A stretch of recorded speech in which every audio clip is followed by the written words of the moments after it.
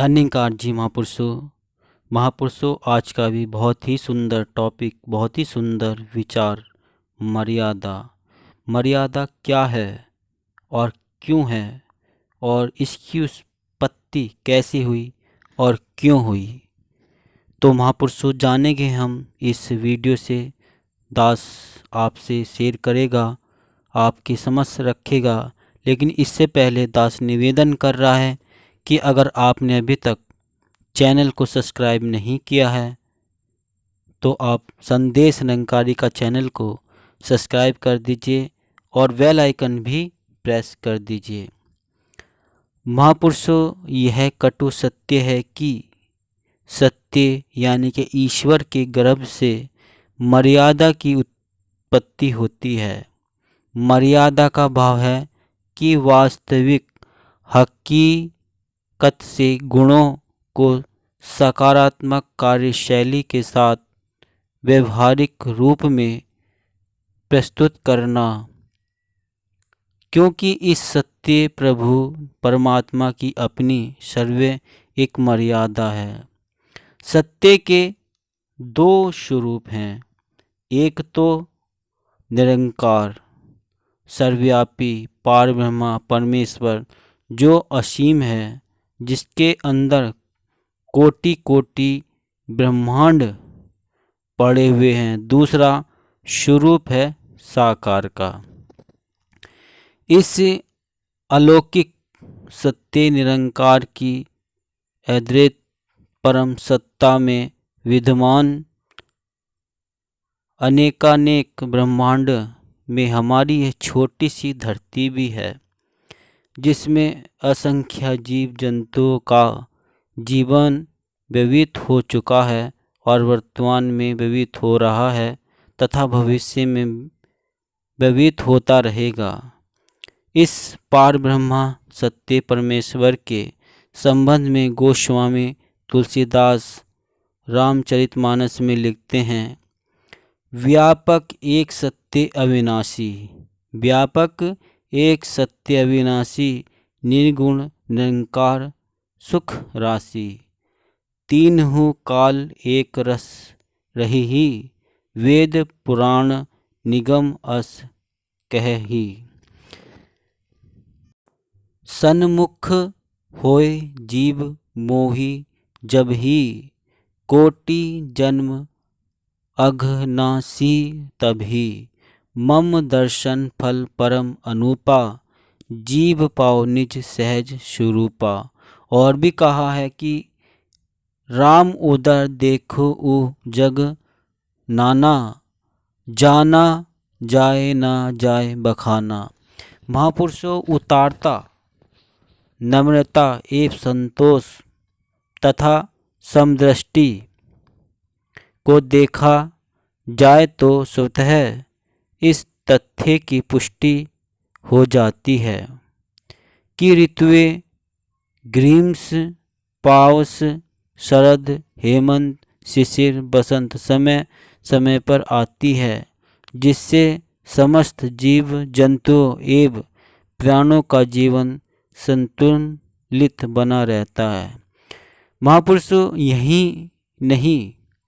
यही नहीं और भी देखा जाए तो इस अखंड सत्य परम महात्मा में कोटि कोटि लटकते हुए ब्रह्मांडों में से एक दूसरे से टकराव नहीं होने पाता। यदि ऐसा हो जाए तो सेकंडों में महाप्रलय हो जाए। इस सत्य परमात्मा की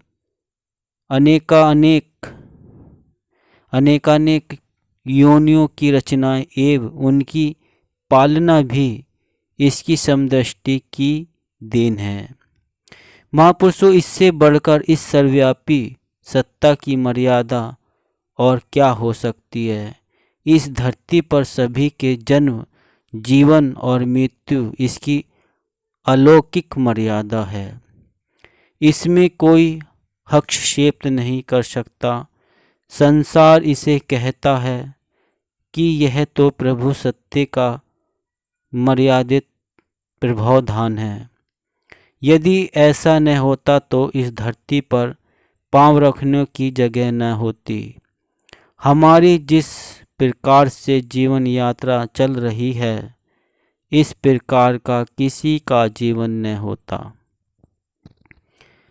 महापुरुषों, इस अविवेचनीय एवं निर्लेपी परम शक्तिमान सत्य सत्ता से अनेकानेक योनियों की रचना में अपनी स्वयं में निहित एवं समाहित मर्यादा से वंचित नहीं रखा। उदाहरण के लिए मानव की रचना को ही देखें तो यह स्पष्ट हो जाता है कि जितने भी इंसान जन्म ले चुके हैं और जन्म ले रहे हैं तथा आगे भी जन्म लेंगे, उनकी एक जैसी शक्ल, एक जैसी आवाज़, एक जैसी लिखावट तथा एक जैसा अंगूठे का निशान न रहा है और न इस समय है और न भविष्य में रहेगा। भिन्न भिन्न इंसानों में कितनी भिन्नता देखने को मिल रही है। महापुरुषों, इससे यह मानना पड़ेगा कि यह अलौकिक सत्य सत्ता अपनी मर्यादित कार्यविधि प्रयोग करने से नहीं चूकता। यदि ईश्वर ऐसा न करता तो इस संसार का सुचारू एवं मर्यादित रूप से संचालन संभव हो ही नहीं सकता था और इस ईश्वर का नाम लेने वाला, इसे मानने एवं पूजा करने वाला तथा याद करने वाला कोई न होता। इस अलख एवं अद्वैत सत्ता के मर्यादित एवं सुंदर कर्मों की पारंपरिक सज्जित देन है। यही वास्तविक तथ्य है जिसे नकारा नहीं जा सकता। महापुरुषों, जब यह अलग अगम निर्लेप शाश्वत प्रभु अपनी कायनात सृष्टि के अंतर्गत अपनी रचनात्मक माया का उपभोग करना चाहता है तो अपनी नूरानी नूर आत्मा से पंच तत्वयुक्त भौतिकी नश्वर शरीर को धारण कर धारा पर अवतरित होता है। महापुरुषों, यह अपने साकार रूप से माध्यम से मर्यादित जीवन यात्रा के अंतर्गत अपनी नूर शक्ति आत्मा को स्वयं में आत्मबोध कराकर अपने से जोड़ लेता है और समझ दे देता है कि तू शरीर नहीं है बल्कि तू शरीर में है। तुम संसार से नहीं हो बल्कि तुमसे यह संसार है। यदि तुम हो तो यह संसार है और तुम नहीं तो तुम्हारे लिए यह संसार भी नहीं है। महापुरुषों, इस प्रकार के जीवन यापन के अंतर्गत एक मर्यादित जीवन जीने की कला भाव क्या उचित है और क्या अनुचित है वाली भावना का जन्म अंतरात्मा में होता है। वस्तुतः सारे व्यवहारिक कर्म मर्यादा से सजे हुए होते हैं।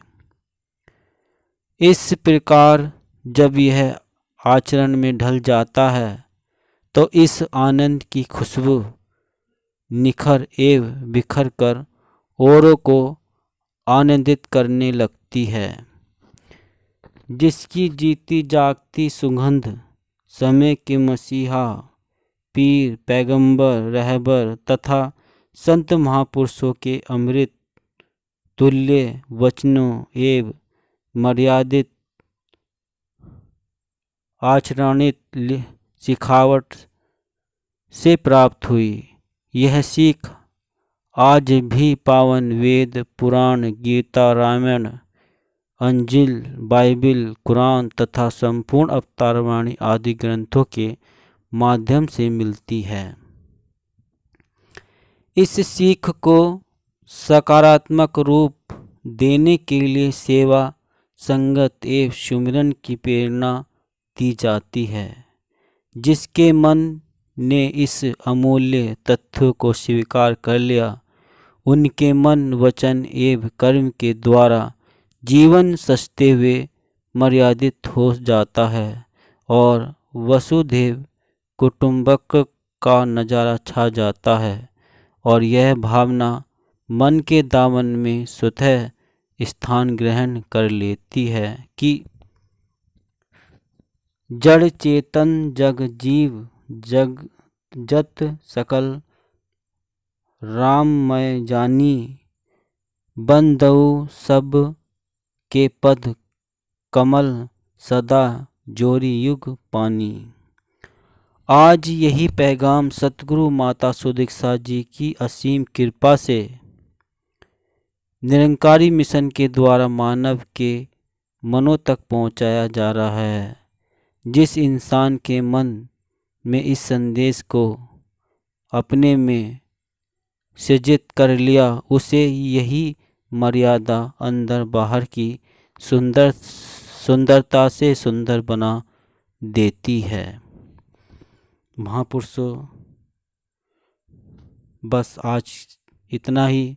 और दास निवेदन करता है कि अगर आपने अभी तक चैनल को सब्सक्राइब नहीं किया है तो संदेश निरंकारी का चैनल को सब्सक्राइब कर दीजिए और बेल आइकन भी प्रेस कर दीजिए। दास मनीष फिर मिलता हूँ अगली वीडियो में। तब तक के लिए आपके चरणों में दास का प्यार भरा दया निरंकार जी।